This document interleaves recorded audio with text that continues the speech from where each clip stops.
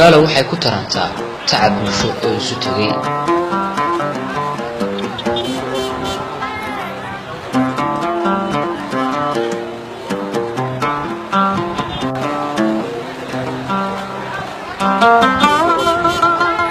Qardho markii la degay ilaa iyo hadda ayay dadkeedu isdhex galeen oo loo dhaqaaqayay horumar.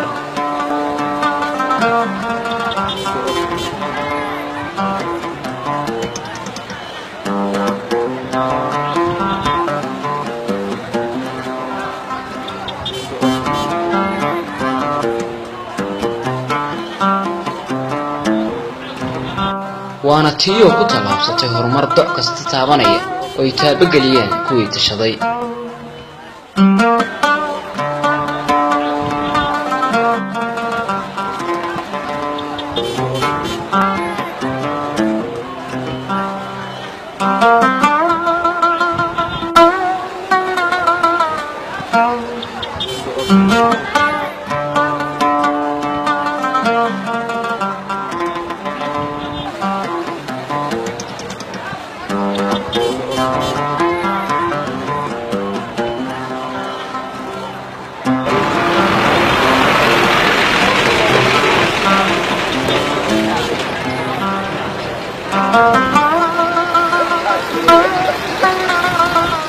iyaga dhaqaalaha sameeya, ammaanka ka taxadara, cadaaladda istusa, toosiyo toobiyaha wanaagsan.